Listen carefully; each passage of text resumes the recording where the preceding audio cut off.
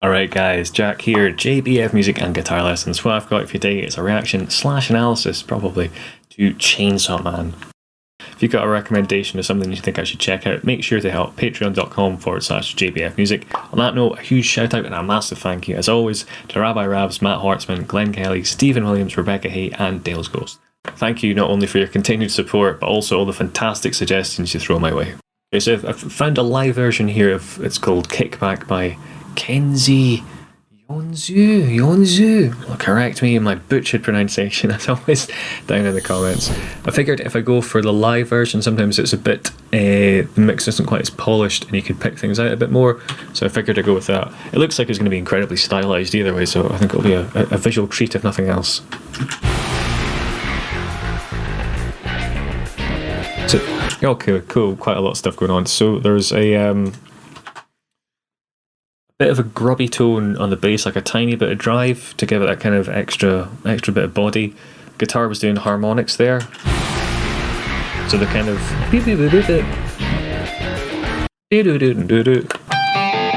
around the 5th fret, maybe the G string, D, A, D, probably G, D, A, down to the E, back up to the A to the D. Sounded a bit like that. Let's double check it.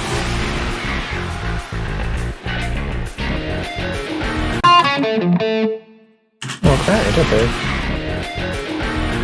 So I figured out the notes. It's a really cool augmented triad, but it's being played with harmonics, which aren't, I don't think they're tapped or harp harmonics. I suspect it's in a different tuning. I can't figure out off the top of my head what tuning that would be at all, so hopefully if I watch a bit more it'll become apparent as to what magic's going on there. Cool, so it's probably going to be a bit heavier, this live version, with the kind of guitar and stuff a bit more stripped back, I think. Huge kind of dance trip here, isn't it? So it's a very kind of like poppy, you know, almost like hyper pop rhythm and kind of loop going on here. And then I kind of jungle with the drum beats there, like a kind of garage drum and bassy kind of thing.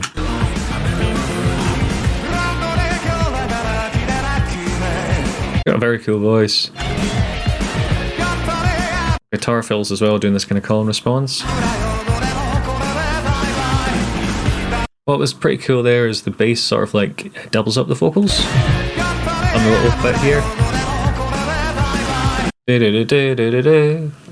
Makes it help pop. Helps make it pop out a little bit more. There we go. Got there in the end. Oh, this is a Megaphone as well. Okay, who's going to go on that?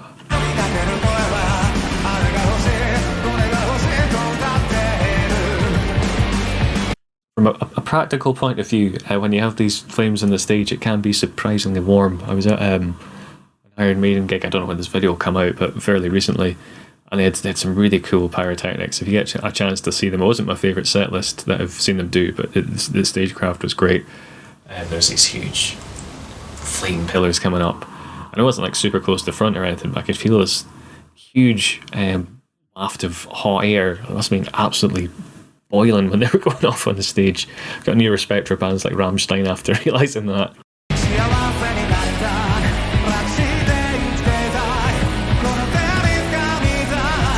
Yeah, I'm still having a real trouble classifying what this would be, because it's almost a bit like video game-ish from like the kind of 32-bit era.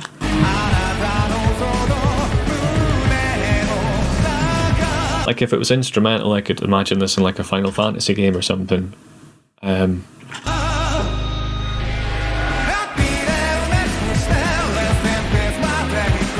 There's a kind of a backing vocal underneath. It's making the vocals pop a little bit more. Not anymore. So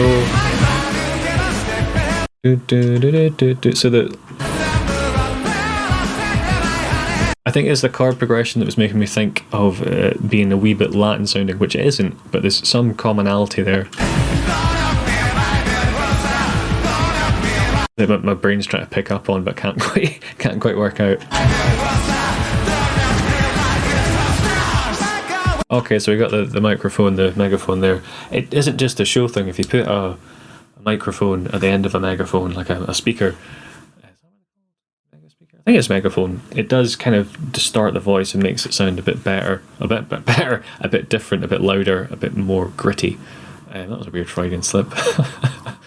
But what it can do is it can, because you're sending more signal into the microphone, it can make it clip and make it distort.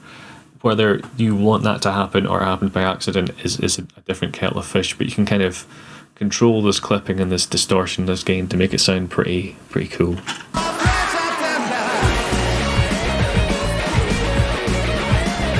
A big kind of funky solo going on here.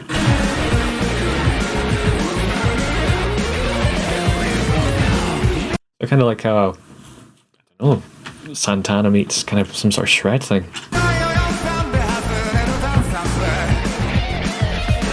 It's a very effective stage thing as well to have picked up the camera, because it gives whoever's editing it a ton more options to go between. So when he's singing and going to the kind of close-up,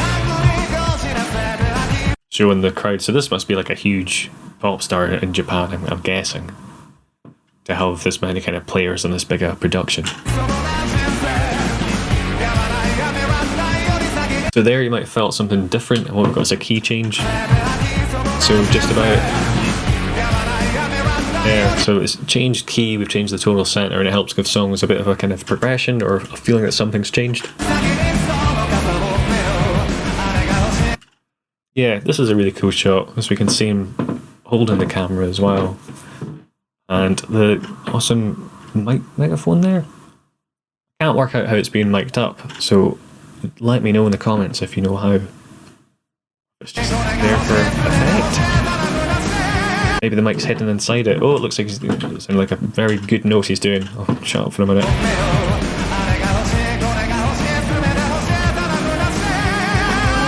It's a very powerful voice. What is he doing there? Is that the high G?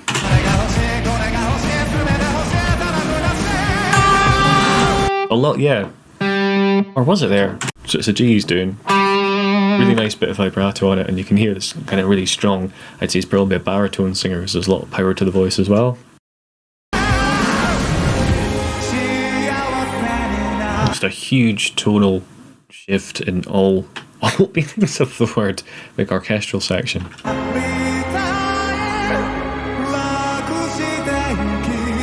Again, very interesting chord progression. Very dramatic, very theatrical, and even like stuff like the hairstyle is incredibly stylized. Where the dancers are changing, it's kind of moving, changing a bit with the mood shift.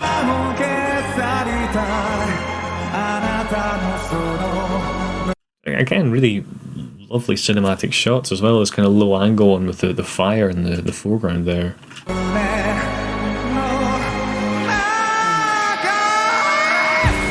That was cool. So what he's doing there is kind of adding a bit of a vocal fry and letting his voice crack.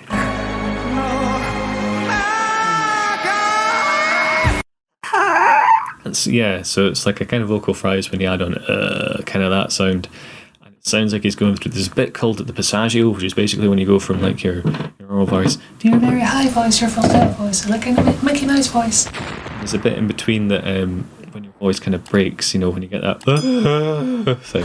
So here it sounds like he's using, it's not my forte, so I could be speaking nonsense here, but it sounds like he's using the kind of the passaggio for this kind of voice break, with that kind of little rasp on as well. That's pretty cool. Or if Kurt Cobain used to do similar things.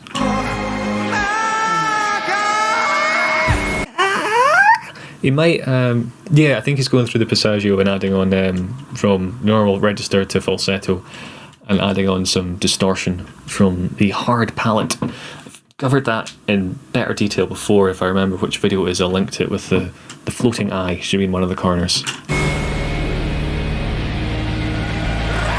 And that's cool. It's just letting everything kind of simmer with these like ominous red lights.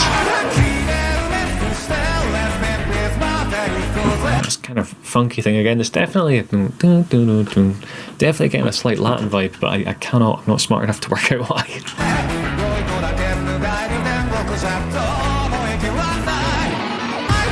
That was cool. So there's a really kick-ass thick bass tone here, and also I wouldn't write. This is really clever stuff that you don't always think of, but it might be orchestrated that at this point the bassist was supposed to look at the camera so they'd know they'd have that good shot of that kind of bass fill after it, or maybe it was just, you know, luck. I have no idea. The guitar did this really cool bit. So just a kind of run up the scales at a lock rain.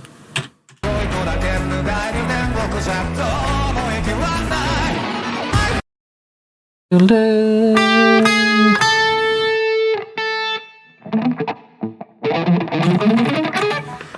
can't get the starting note.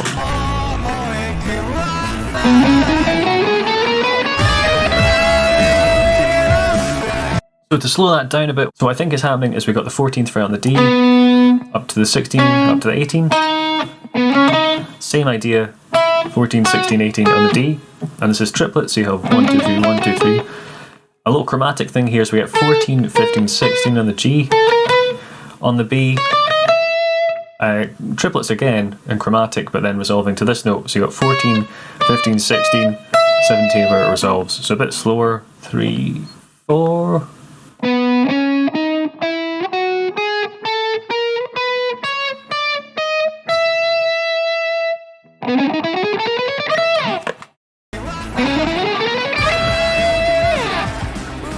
I think that's what's happened with the guitar there. I might not be totally spot on, but hopefully it's close enough to get you in the ballpark.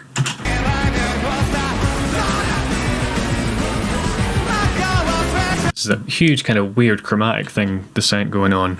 What's happening? Where's it gone? Right.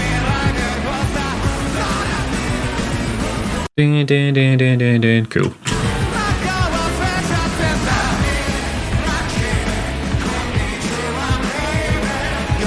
That's cool, showing the megaphone with the camera as well.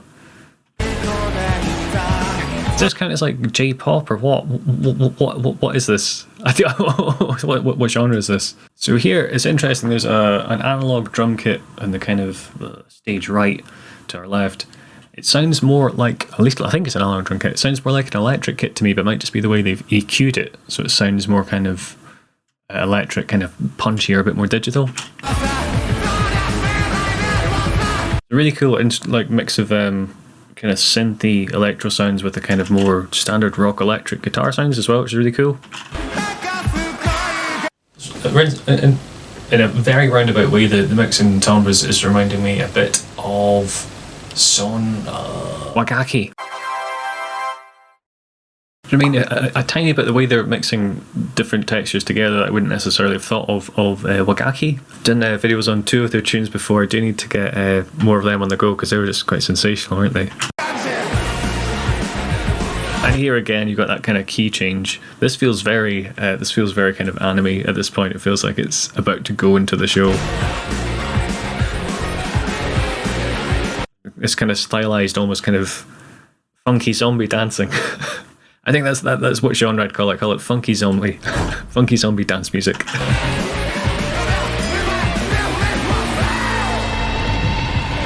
A real kind of dissonance on the guitar there, and just a really cool timbre. And incredibly powerful. All the flames go away, and you just fade into black. So I don't think I'm any much more aware of what I'd classify that song as, or the components going into it. I need to take a few more listens, I think, to break it down, but hopefully you've gained at least some little insight, even if it's just like a little guitar lick or something like that. If you have the means and inclination, Patreon is the best place to support the channel. You can hit subscribe to make sure you never miss out on new content. There'll be videos floating about here, but if you don't want to see any of that, a like and a comment goes a huge way. But cheers guys, and I hope you're having a good one.